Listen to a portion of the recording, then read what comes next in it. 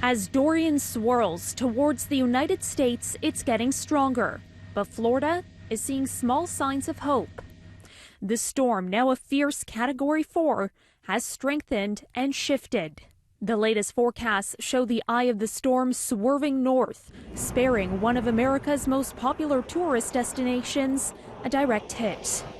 But as it cuts a path through the Atlantic, officials warn Dorian remains dangerous. Much of the state is still threatened by powerful winds and rising ocean water.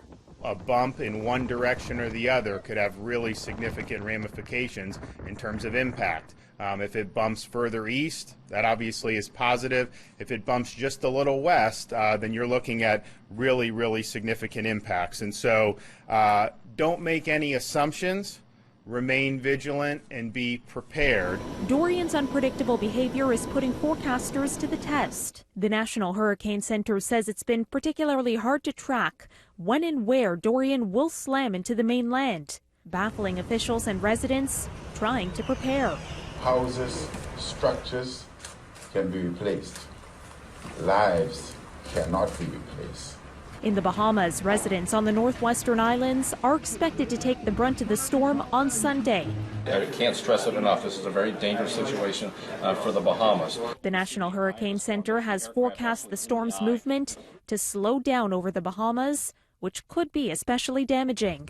The storm will sit on top of its islands for days, dumping a few feet of rain and whipping up potentially life-threatening storm surge. Think about it. That point right there, 8 p.m. Sunday. This is Monday. This is Tuesday. That's not a lot of movement. So that has incredible amounts of rainfall. That's major hurricane force winds over the Bahamas for that extended period of time. Dorian has shut down most major resorts in the Bahamas and forced the evacuation of low-lying islands. To put it in perspective, I am 6'1". The surge I expected to be 2 to 3 times my height. What this would mean is that homes may potentially be completely submerged with water. Georgia and the Carolinas are now also in the changing potential path of the hurricane, with Dorian expected to graze the Florida coast on Tuesday. For now, it's good news for Floridians. Kind of stressed, not stressed, in between, mixed emotions, but not evacuating. The National Weather Service says the risk of strong winds and rising waters will increase along the shores of Georgia and the Carolinas by the middle of next week. Now, officials in South Carolina declaring a state of emergency, given the strength and unpredictability of Dorian, which could make landfall in that state by Thursday.